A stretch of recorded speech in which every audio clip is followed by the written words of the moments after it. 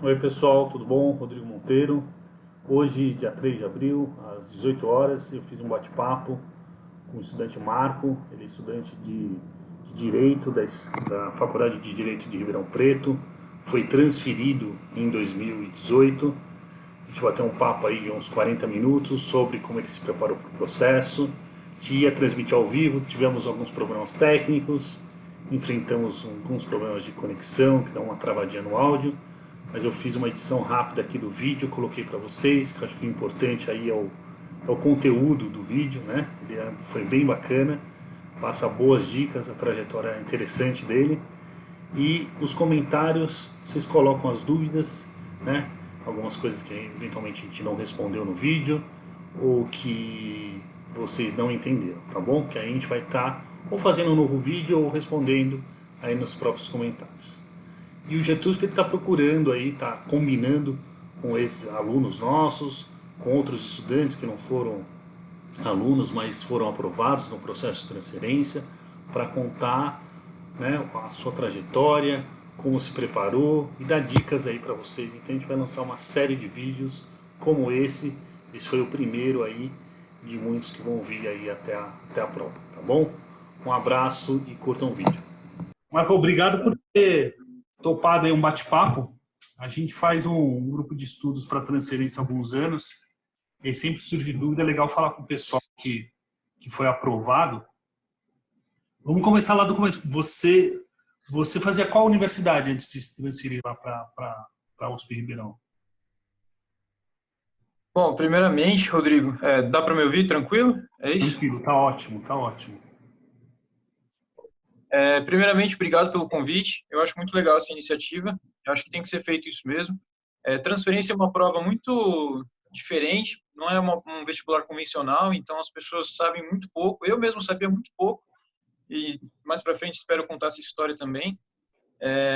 Eu vim de uma faculdade particular de São Paulo, da São Paulo capital, chamada FMU, que é Faculdades Metropolitanas Unidas. Estamos aqui pertinho dela. E ela é bem conhecida lá. Oi? Não, a gente está pertinho aqui dela, lá na Liberdade. Tem vários campos, né, a FMU, né? Isso, lá na Liberdade, tem o campo do Direito, tem o campo da Liberdade e do Itaim também. Mas de outros cursos tem vários. Bacana. E conta então como é que você ficou sabendo do processo de transferência, assim, foi por onde que você ficou sabendo?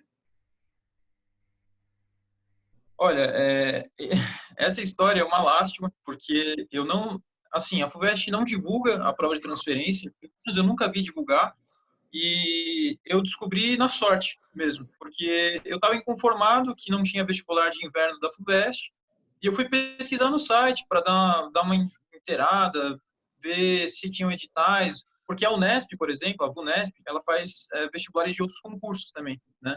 Ela faz de vários, inclusive vários concursos públicos. Então eu pensei, bom, vai que a FUVEST também faz isso, né?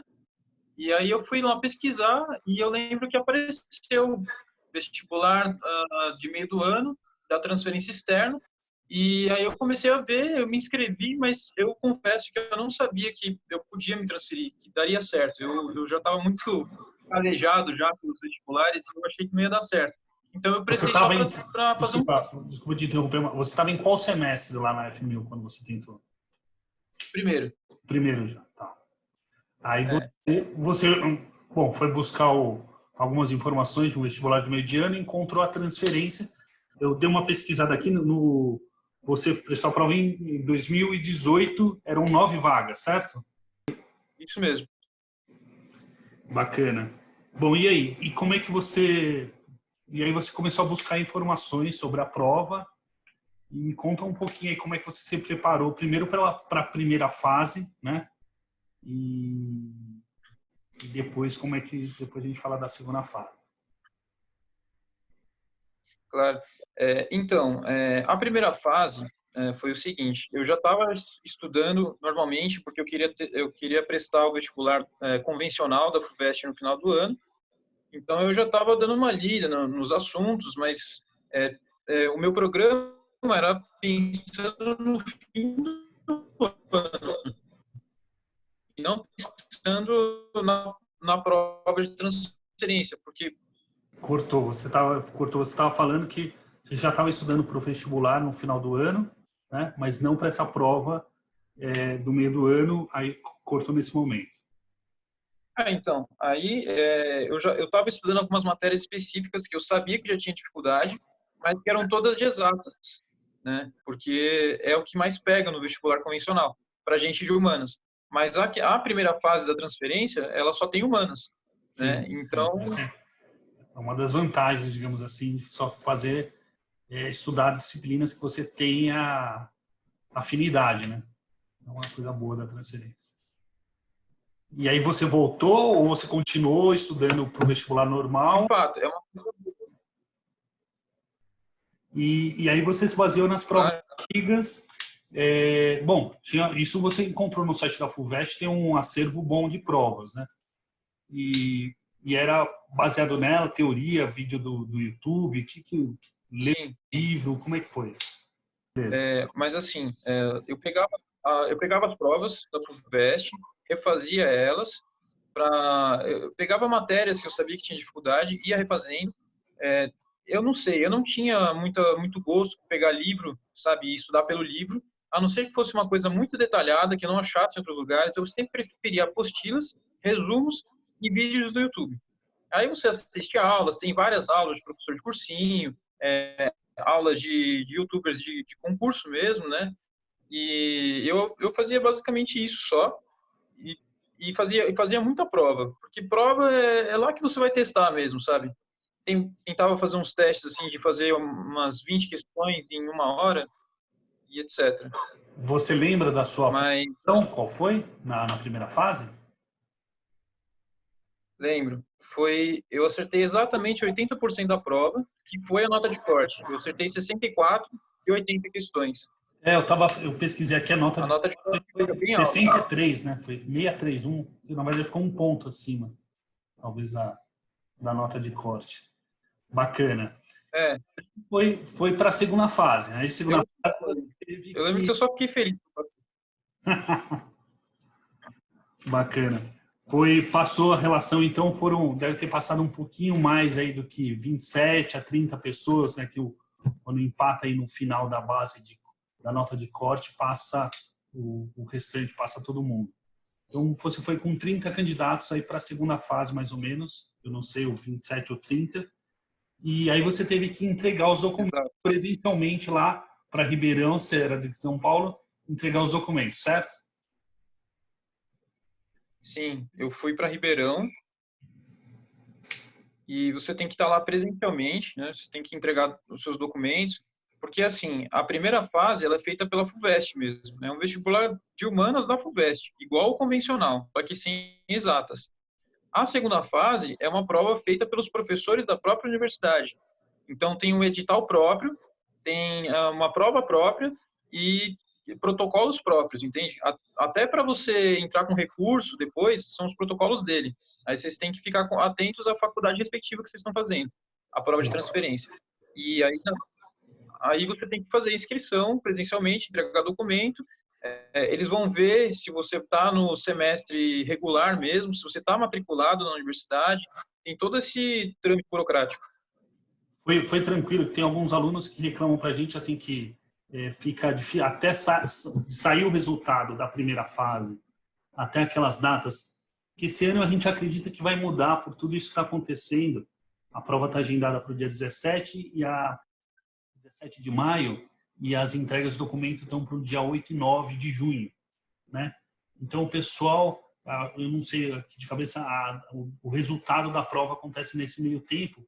Muitas pessoas não têm tempo hábil aí de conseguir, as faculdades de origem acabam não emitindo o histórico escolar, atestado de matrícula. Você pediu antes ou você pediu só depois do resultado da primeira fase e a FMU entregou tudo rapidamente? Como é que foi isso?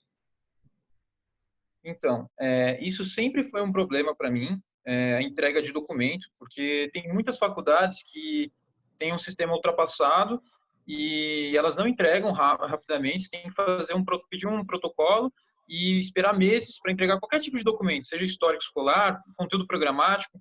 Então, eu tive um problema, porque na hora de descobrir que eu tinha passado, eu recebi um e-mail, eu nem sabia que existia mesmo isso, como eu falei para você. Aí eu pensei assim, nossa, agora eu tenho que pegar todos os documentos, tem que ir atrás disso. Aí eu fui atrás. O histórico, por exemplo, geralmente você tira do site, mas eles pediram também o conteúdo programático, que Ah, nada mais é, no final das contas, o conteúdo programático é para você ter já antecipado, se caso você passe e para se matricular direto, e também, no mesmo meio, eles atestarem que você está matriculado e está tendo aula nesse semestre que você disse que você está regular. E só que eu não consegui o conteúdo gentil, ela falou que não precisava, mas que estava no edital e que eu ia ter que mandar depois. então você Então, é difícil mesmo. teve uma Fica na certa dúvida. flexibilidade ali do pessoal da seção de alunos. Acho que eles devem, não ser o caso, esse é um problema que a gente vê com vários outros alunos. E aí, conta um pouquinho, eu vi que eu vou ler aqui os requisitos desse ano, eu não sei se vocês vão me falar se vai ser igual aí. Esse ano fala que a prova ela vai ser constituída de 60 questões de múltipla escolha, né, com 4 alternativas e apenas uma correta e uma questão dissertativa. Essa vai ser a segunda fase. Depois eu vou abrir aqui as disciplinas, que são várias disciplinas. Como é que era? Era exatamente assim ou era diferente no seu ano? Era exatamente assim, 60 questões de múltipla escolha, cada uma com 4 alternativas, e uma questão aberta, que é como se fosse uma redação, mas não é. É uma questão grande, mas não chega a ser o nível de uma redação, mas vale muitos pontos, vale 20 pontos, e que é 1/4 do valor inteiro da prova, se não me E engano. você lembra do tema dessa sua questão aberta? Lembro. Era para comparar, era uma questão que foi, inclusive, meio controversa, porque ela juntava direito constitucional com direito civil, sendo que não pedia no conteúdo deles, do edital, direito constitucional. Eu tive sorte porque eu já tinha tido aula, Entendi. mas eles não pediram. E aí, nessa questão, era para relacionar direitos fundamentais com direitos de personalidade, que os fundamentais estão em constitucional e de personalidade em direito civil. E era para relacionar, eu só falava isso, não era nem para, eu não sabia se era para falar as diferenças, se era para falar as equivalências, e aí eu falei de tudo que eu sabia. Entendi. E você fica meio perdido mesmo. Olha, vou falar as matérias aqui que saíram no edital, ver se tem alguma diferença daquilo que você do seu ano. No caso é direito civil, pessoas e bens, direito penal, teoria geral, direito romano, direitos humanos, economia política, filosofia do direito, filosofia geral, ética, introdução ao estudo do direito. Opa, deixa eu. Cadê você? Introdução ao estudo do direito, sociologia geral, teoria do direito, teorias econômicas para juristas, teoria geral do Estado, parte 1 e 2, teoria política. É um programa bem extenso. Foi tudo isso que caiu na sua prova? Sim, foi exatamente isso. As Legal. mesmas matérias. São as disciplinas do primeiro ou do primeiro e segundo semestre lá na... São as disciplinas do primeiro e segundo semestre, do primeiro ano inteiro. É isso, eu tive direito constitucional, eu não tive direitos humanos, e eu achei que a matéria era diferente, porque como eu tive direitos fundamentais em direito constitucional, eu não estudei eles para direitos humanos. Mas é assim, é bem jogado, até porque como são os professores que fazem, e eu conheço agora os professores que fizeram as questões que eu fiz, dá para ver que eles montam o programa de acordo com o que eles acham que a doutrina está certa. Mas cada doutrinador acha que cada matéria tem que estar num curso diferente, entende? Mas, enfim, você tem que se virar e se adaptar nessas incongruências ou nessas coisas duvidosas. Mas dá para fazer, tranquilo. Agora, vale lembrar que como a matéria da segunda fase, ela pega o conteúdo inteiro do primeiro ano, quem se inscreve na prova de transferência, estando no segundo semestre, ele tem um privilégio, uma vantagem de já estar no segundo semestre e ter tido mais aulas, né? Porque, por exemplo, das matérias que você citou aí, que eu lembro que as únicas que eu tinha tido era direito civil e teoria geral do Estado. O resto eu tive que estudar sozinho, não sabia de nada. Desculpa, eu vou ver se melhora a questão dos cortes. Eu vou tirar a minha imagem aqui enquanto você está falando para ver se talvez melhore aí a nossa conexão. Tudo bem. Manda bala. Já deu uma melhorada mesmo. Mas então, sobre esse aspecto que você falou, era exatamente assim. O meu ano foi o primeiro ano que só podia se inscrever gente que estava no primeiro ou no segundo semestre. Né? Antes disso, você podia estar no quinto ano, que isso ainda podia fazer prova de transferência. E aí era difícil de competir com um cara que já tinha uma faculdade inteira, né? De bagagem acadêmica e intelectual. Agora, o que eu estava falando é uma restrição para quem está no terceiro semestre em diante. Mas para quem está no segundo semestre, ele já tem um semestre que ele já fez, entende? Eu, quando me inscrevi, eu estava terminando o primeiro semestre, ou seja, eu estava terminando de ter as primeiras matérias do curso. E eu conheci gente que já tinha tido todas essas matérias e já estava tendo outras. Entende? Por exemplo, o direito civil que caiu, eu só tive no segundo semestre. E eu lembro que as únicas matérias que eu tive que caíram nessa prova foi direito penal e teoria geral do Estado, só. Entendi. Entendeu? E me fala um pouquinho, os seus colegas que foram aprovados com vocês, eles também são aqui mais de universidade particular, aqui espalhada pelo estado, da capital, outras universidades públicas. A maioria eles são ou lá de Ribeirão Preto, que tem bastante universidade particular. Da onde eles são na sua grande maioria? Você tem esse perfil, mais ou menos? Tem. Olha, a grande maioria, assim, as pessoas que eu conheci, né, não dá para ter uma amostragem, assim, uma amostragem completa, mas as pessoas que eu conheci, uma tinha vindo da PUC, outra veio da UFO, que é a Federal de Uberlândia. Eu tenho uma amiga que veio da Unesp, aliás, duas ou três amigas que vieram da Unesp, duas que vieram da PUC, um amigo que veio da UFO. E é difícil ver gente que vem de particular, a não ser de particular como a PUC, por exemplo, que é muito cara e o pessoal geralmente quer sair de lá. Né? Eu fui o único da FMU que conheci que eu estava lá. Entendi. E me diz uma coisa, a prova, por exemplo, esse ano, salvo resguardada aí, não havendo nenhuma alteração nas datas, tá para julho, né? Então a gente... como é que você fez esse tempo de preparação? Então você começou a se preparar para a segunda fase só depois que saiu o resultado de você aprovado? E como é que foi essa sua preparação aí com esse programa tão extenso aí que a gente viu? Então, foi um problema porque, como eu descobri só depois que eu tinha passado, na hora que eu descobri, eu fui atrás de documentação, que eu estava muito ansioso, achando que não ia dar, porque a minha faculdade não lançava as documentações que eu precisava. E aí eu cheguei lá em Ribeirão, e aí eu entreguei as documentações. Depois que eles falaram que estava tudo certo, que meu pedido foi deferido, minha inscrição também foi deferida, estava tudo certo, aí que eu perguntei, mas o que cai na segunda fase? Né? É um outro vestibular da FUVEST?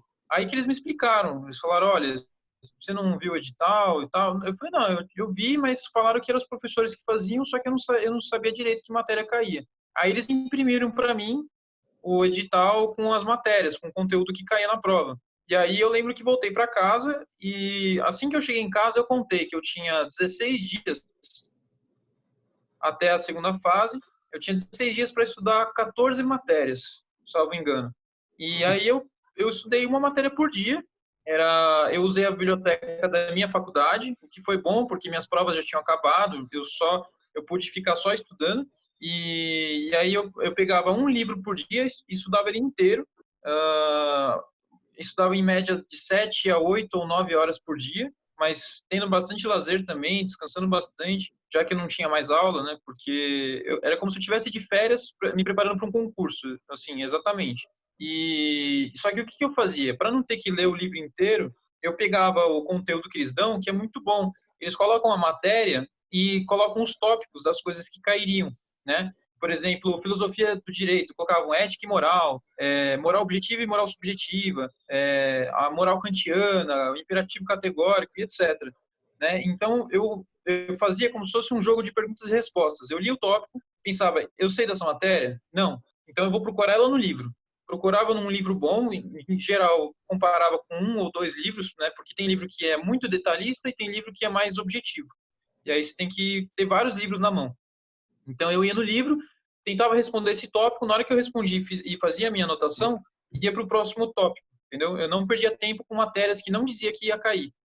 Foi assim que eu estudei, por 16 dias, um livro por dia, seguindo os tópicos, fazendo pergunta e resposta, fazendo minhas anotações e tendo muito lazer e descanso também, apesar de estudar 8 horas ou 9 horas por dia. E a gente não sei se você tinha falado isso no momento que tinha cortado, sobre a divisão. A prova ela é bem todas essas disciplinas, tem uma distribuição homogênea entre o número de perguntas de cada disciplina, tem aquelas disciplinas que têm mais peso e caem mais. Como é que você desenharia essa prova aí para a gente? Então, não, essa resposta não tinha respondido ainda, inclusive, bem lembrado. Era uma prova complicada porque não tem uma divisão certa. Por exemplo, de direito romano tinha muita matéria, mas caiu uma questão só. Eu lembro que de sociologia geral caíram 3. Aí eu acho que de direito civil caíram 4, 5 ou 6. Assim, eu lembro que foram bastante questões, com textos grandes, inclusive. Então é bem arbitrário. Não é que nem a FUVEST, por exemplo, que eles te falam, tipo, 10 de história, 10 de geografia, ou 12 de geografia, eu não lembro mais como que é. Mas não tem uma divisão. São 60 questões, mas depende. Cada matéria, às vezes, pode ter uma questão ou pode ter 6. Então, não dá para saber. Outra pergunta que o pessoal acaba fazendo muito, assim, é como tem essas disciplinas que fazem parte do primeiro e segundo semestre, até uma orientação que a gente dá para outros cursos, é entrar no Júpiter e verificar a bibliografia referente da referência daquela disciplina, para aqui pedem muita indicação para a gente, assim, de qual livro estudar. Então, no seu caso, você foi os livros que você tinha acesso na sua biblioteca, mas você acha uma boa referência? Como você disse, é o professor da disciplina que manda essas questões para a prova. Então, eventualmente, uma referência bibliográfica que ele já usa na disciplina dele pode ser um bom ponto de estudo. Você concorda com essa indicação aí que a gente costuma fazer? Sim, eu concordo plenamente. Inclusive, essa é uma estratégia muito inteligente que eu nem tinha pensado na época, porque eu não sabia como entrar no Júpiter e não sabia que dava para entrar no Júpiter sem ter o número de aluno USP, né? Mas seria a estratégia mais inteligente, porque você vê diretamente o livro que o professor está indicando. E aí vão cair questões sobre isso, né? Então, você tem que seguir a linha do professor. Inclusive, eu na faculdade agora, o que a gente faz para estudar para a prova é justamente estudar pela bibliografia que o professor indica. Porque na doutrina do direito, são os livros do direito, cada doutrinador fala uma coisa, entende? Às vezes tem gente que tem um entendimento X e tem outros que têm outro entendimento. E aí, se você acaba lendo um cara que não tem o mesmo entendimento que o professor que fez a questão segue, aí você vai colocar outra coisa, ou vai ficar confuso, entende? Então, de fato, a melhor estratégia é entrar lá, ver a bibliografia que o professor usa, apesar de dar trabalho fazer isso, é muito bom. E aí, se você tiver uma biblioteca aberta, por exemplo, quem mora em São Paulo, é muito bom, você pode ir para várias bibliotecas públicas que tem lá, como a Mário de Andrade, ou a própria biblioteca da São Francisco, do Largo São Francisco da USP. E você pega esses livros e usa eles para estudar. Eu, no caso, pegava os livros que eu tinha, e isso eu acho que me prejudicou um pouco. Bom, agora e me explica uma coisa. Agora que depois que você ingressou, essa prova, ela não é eliminatória.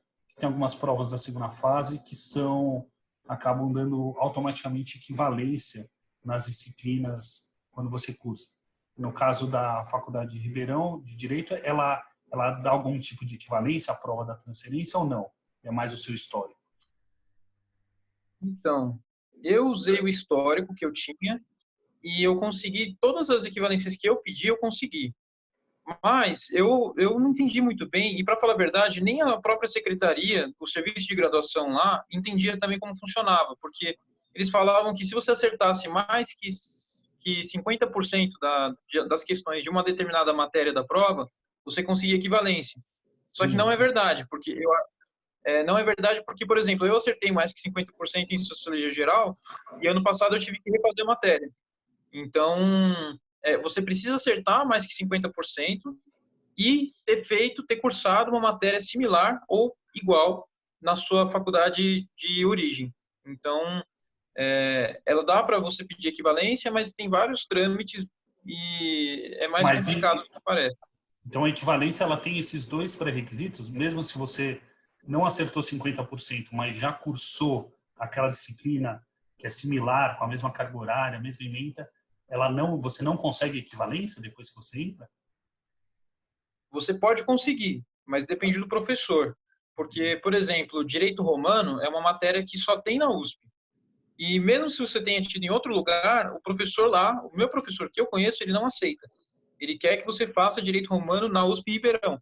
Inclusive, eu conheci gente que veio da USP São Francisco e não conseguiu equivaler à matéria de direito romano que tinha feito lá, porque os professores preferem dar a eles a matéria deles, entende? É isso que a Então, gente, o pessoal acaba não entendendo, porque você faz não sei se, é que eu também sou transferido, no caso, para a Poli, né? E aí você faz uma solicitação por disciplina, e quem defere o seu pedido é o professor responsável pelaquela disciplina. Então, se tem um professor que tem um apreço muito grande pela disciplina dele, que eu acho que é o caso aí do direito romano, não aceita nem no caso da própria USP, de outras, no caso aqui de São Paulo, ele quer que o pessoal faça a disciplina dele e indifere todos os pedidos. É mais ou menos assim, né? É caso a caso, é professor a professor. E como é que no exato. primeiro ano você entrou, isso foi em 2018, você entrou no segundo semestre de 2018 ou no primeiro semestre de 2019? Então, antigamente funcionava assim: você entrava no segundo semestre do ano que você prestou a prova, mas agora mudou. Eu não sei desde quando que mudou, eu acho que foi bem antes do ano que eu prestei a prova, mas você continua e você depois entra só, por exemplo, eu entrei em 2019, né? Você entra um semestre depois, aí você começa no segundo ano. Hoje, pelo menos, o que está pacificado é que você presta transferência e entra no ano seguinte para você entrar direto no segundo ano. Então, você vai sempre entrar no segundo ano, na turma que está no segundo ano.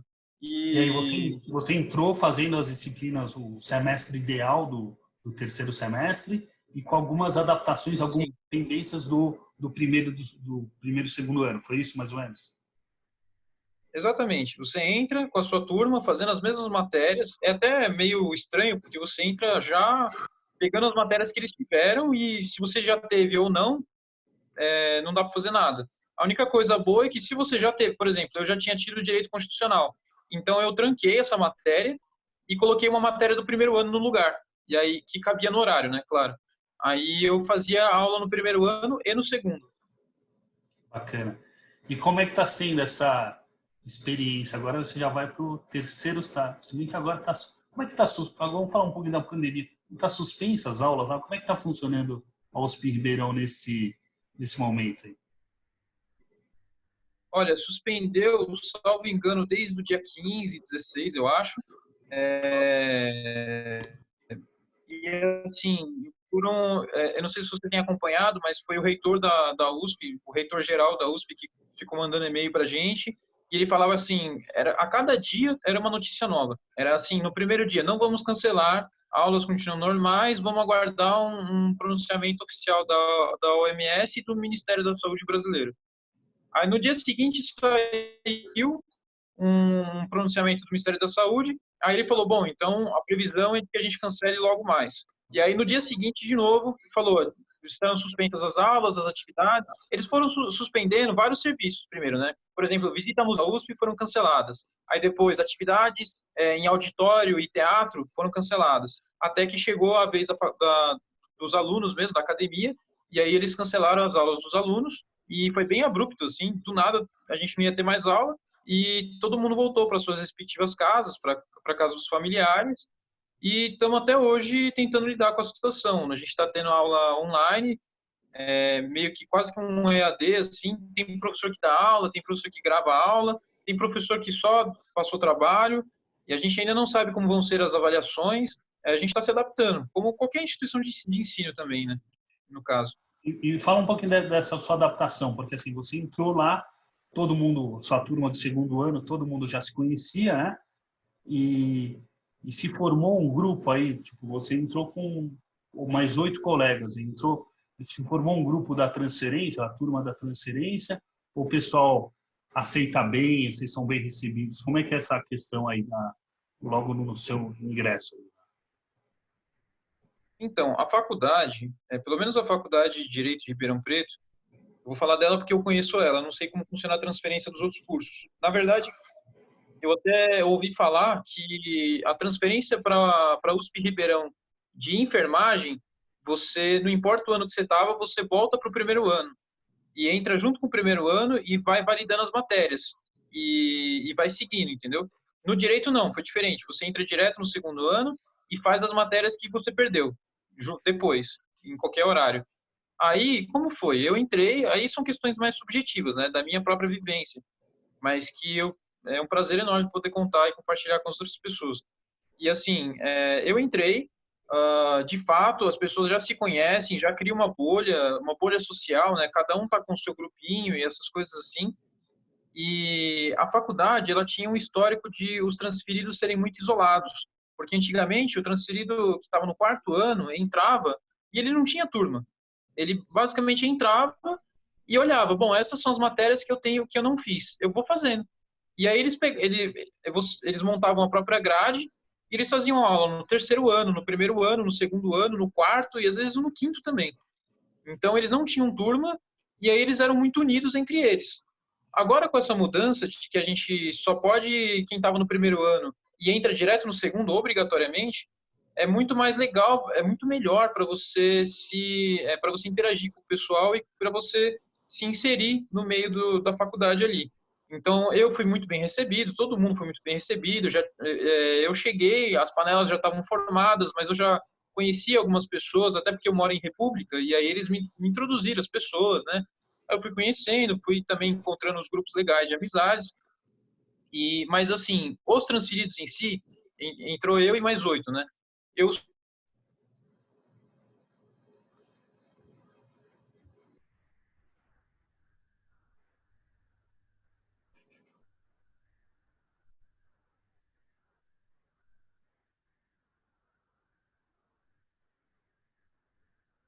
na faculdade, entendeu? Cada um tá no teu grupo de amizade que quer tá. Antigamente parecia que não era uma opção, você não dava para fazer muita amizade porque você não tinha uma turma, você não tinha uma sala que era só sua, você ia para lá todo dia, entendeu?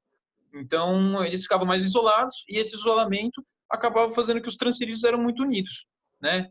Eles até se chamavam, tinham um apelido de brincadeira que eles chamavam de AMAF, porque eles tinham que fazer muito imbróglio, tinha que resolver muito problema burocrático por causa de matéria, equivalência.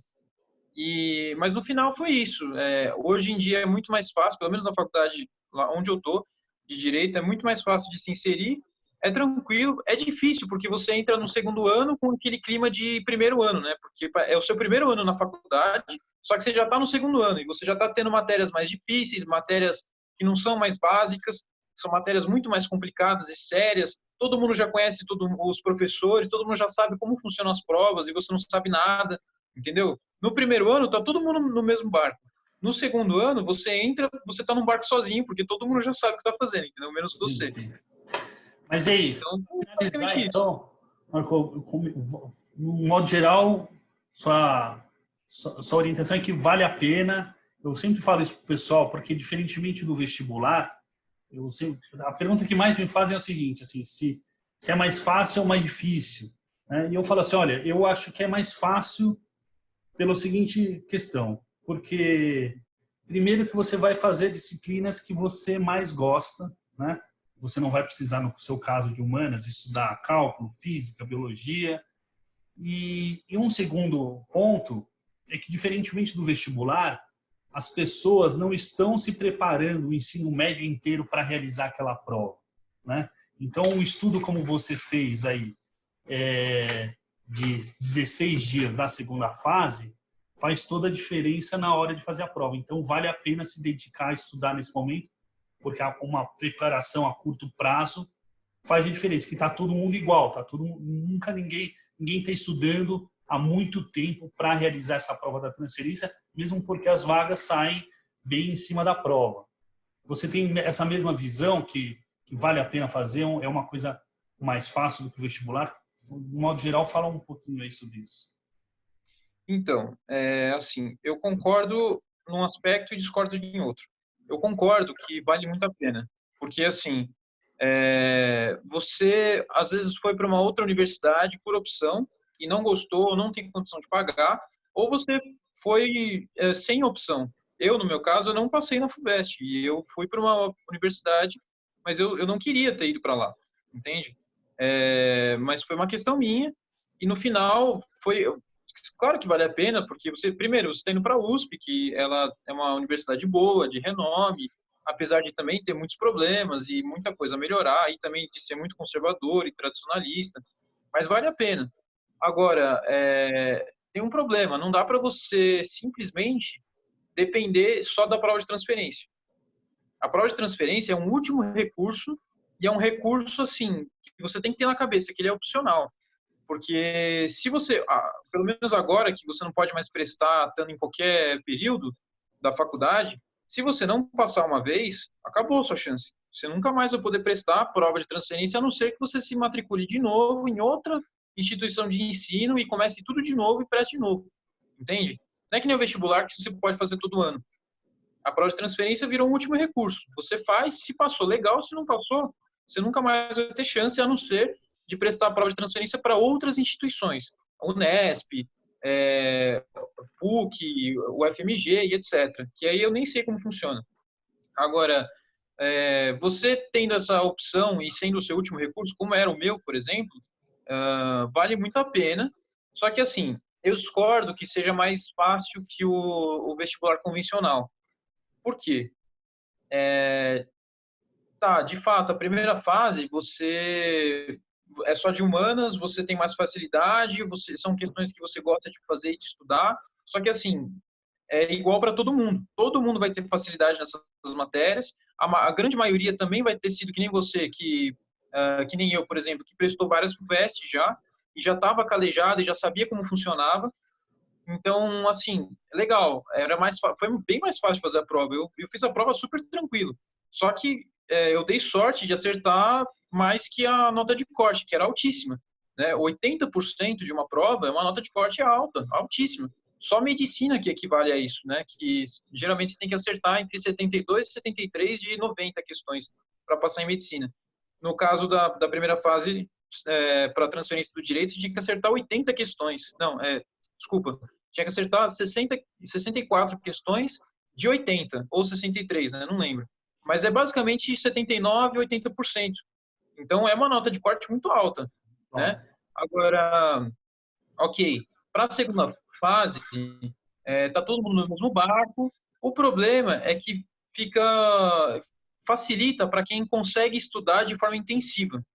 Que no meu caso, eu consegui, mas assim, essa sua preparação desses 16 dias, você achou que foi decisivo na sua aprovação? Vamos supor que você falasse, não vou estudar, vou com os conhecimentos que eu tenho até agora.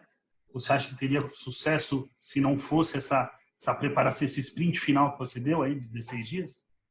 Então, não, eu não teria tido. É justamente esse é o diferencial, no final das contas, porque você tem muito pouco tempo para estudar. Quem consegue estudar de forma intensiva já tem uma vantagem e vai muito melhor na prova.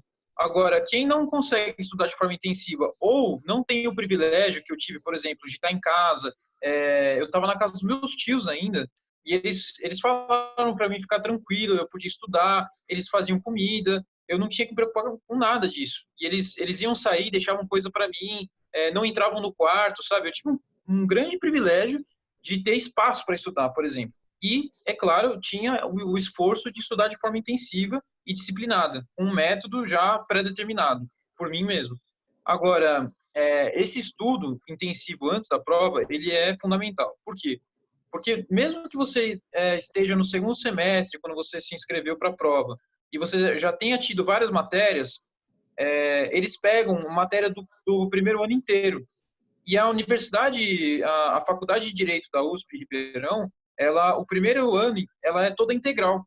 Então, tem aula de manhã e à tarde. São muitas matérias. Tanto que eles nem pegam todas. Eles pegam entre 14 ou 15 matérias, que já é demais. Eu, por exemplo, tinha tido 4 matérias só no primeiro semestre. 4. E eles, num ano inteiro, tinham mais que 20, só que eles pegaram só 14 ou 15 para colocar na prova. E aí era complicado, porque dessas 14 matérias, eu tinha tido só 2, que foi, como eu já disse, direito penal e teoria geral do Estado. Então, eu não sabia nada de direito romano, por exemplo, porque não tinha na minha faculdade, é uma coisa só da USP. Eu não sabia nada de teoria do direito, que é completamente diferente. Eu não tinha tido filosofia geral, sociologia geral, do jeito que eles tinham tido.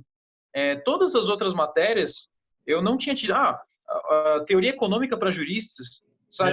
Eu nem sabia o que era para estudar. Essa é uma Então, matéria diferente, né? Tipo, acho que só, não sei se tem aqui na São Francisco, mas é uma matéria que é bem, acho que não acredito que não tem em todas as universidades de direito aí, uma minoria, talvez. sim, é uma coisa característica lá da USP Ribeirão, porque tem a FEA do lado, né? Que é a Faculdade de Economia e Administração. Então, quem dá aula de teoria econômica para juristas e economia básica são professores de lá, né? Então, não sei, pode ser que seja exclusivo de lá, mas eu não tinha tido. Foi uma outra sorte que eu tive, porque o meu pai já deu aula de economia. Então, ele tinha vários livros, ele tinha aulas prontas. Então, ele me deu aula de economia geral, só de teoria econômica para juristas, que tinha que estudar o pensamento econômico brasileiro, e aí eu fui sozinho, peguei um livro e li ele, assim, como se estivesse devorando ele. Mas quase certeza que você não vai ter tido todas elas. Então, esse intensivo, antes da segunda fase, ele é fundamental. Você tem que fazer, tem que dar um gás, e é bom, porque não é que nem a FUVEST, que você tem o ano inteiro para estudar, mas, pô, tem mês que você está bem, tem mês que você não está. Lá, na prova de transferência, você tem 2 semanas antes da prova. É só pegar essas 2 semanas, arranjar energia, aproveitar que pega um pouco de julho, que geralmente é férias, e usar para estudar, né? Ir atrás e fazer o máximo que você puder e dar esse gás, que no final ele é um diferencial muito grande. É um mata-mata em vez de uns pontos corridos, é um campeonato mata-mata. Assim, se você estiver bem na véspera, ele consegue estudar, você consegue ter sucesso. Então, Com legal. certeza. Eu vou agradecer para você, assim, eu queria que a gente estivesse ao vivo, mas eu vou colocar esse vídeo no link lá, o pessoal vai poder ver. O pessoal que está me ouvindo, se a gente não conseguiu, teve um problema técnico, eu peço para colocar nos comentários, eu vou responder, o Marcos também vai ter acesso para poder responder, se colocou à disposição lá no grupo, nosso grupo lá do WhatsApp. Obrigado aí por esse bate-papo, acho que vai ser bem esclarecedor aí para o pessoal que está prestando aí a prova esse ano. Valeu. Claro, Rodrigo, muito obrigado a você. Eu acho que é uma gentileza legal fazer isso, porque eu também estava muito perdido, não sabia onde encontrar informação. É bem legal fazer isso, ver pessoas que já passaram por isso e estão lá agora e conseguiram. Ou seja, o sucesso fica mais palpável, né? Fica mais tangível. E se você quiser, inclusive, depois a gente pode até combinar de fazer uma live mesmo, respondendo, fazendo perguntas e respostas assim rápidas. Também me disponho a isso. Legal. Bom, mas é isso. Vamos, então vamos ver aí a repercussão aí do vídeo com os comentários, aí a gente, dependendo se tiver muita pergunta diferente, aí a gente faz uma nova, eu faço mais testes aqui, a gente vê os nossos problemas de internet, a gente faz outra rodada. Obrigado. Perfeito. Bom final de semana aí para você. Obrigado. Você também. Um grande abraço. Um abraço. Tchau, tchau.